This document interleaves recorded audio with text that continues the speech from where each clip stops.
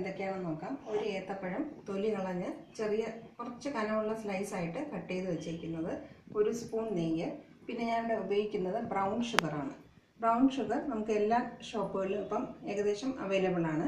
Brown sugar എന്ന് പറയുന്നത് refine ചെയ്യാത്ത ഷുഗറാണ്, അതായത് വൈറ്റ് ആക്കുന്നതിന് മുമ്പുള്ള ഫോമാണ്. ഇത് ഞാൻ കുറച്ച് ഫൈൻ പൗഡറായിട്ടുള്ള ഷുഗറാണ് ഇവിടെ എടുത്തിട്ടുള്ളത്.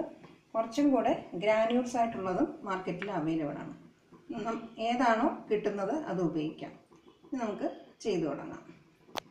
ഒരു ദോശക്കല്ല് ചൂടാക്കുക, അതിൽ കുറച്ച് നെയ്യ് ഒഴിക്കുക, ഒരു സ്പൂൺ നെയ്യ്.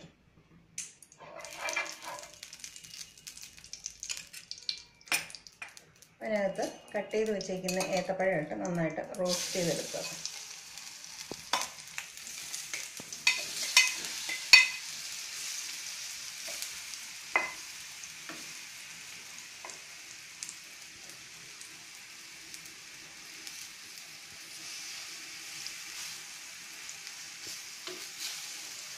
രണ്ട് സൈഡും തിരിച്ച് മറിച്ച് വിട്ട് നന്നായിട്ട് റോസ്റ്റ് ചെയ്തെടുക്കുക. ഒരു കളർ ചേഞ്ച് ആവുന്നത് വരെ റോസ്റ്റ് ചെയ്യുക. രണ്ട് സൈഡും ഒരുപോലെ ആവണം.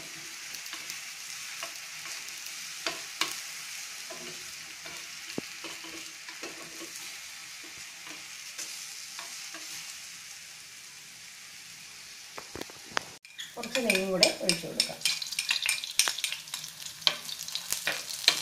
ഇത് കുട്ടികൾക്ക് കൊടുക്കാവുന്ന നല്ലൊരു സ്നാക്ക് ഐറ്റമാണ്. പഴം കഴിക്കാൻ ഇഷ്ടമില്ലാത്ത കുട്ടികൾ പോലും ഇതിൻ്റെ ടേസ്റ്റ് ഇഷ്ടമായിട്ട് കഴിക്കും.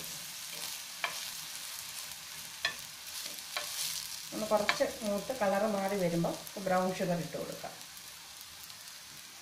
അതും കൂടി ഉരുകി ഇതിൻ്റെ കൂടെ നന്നായിട്ട് ചേരണം.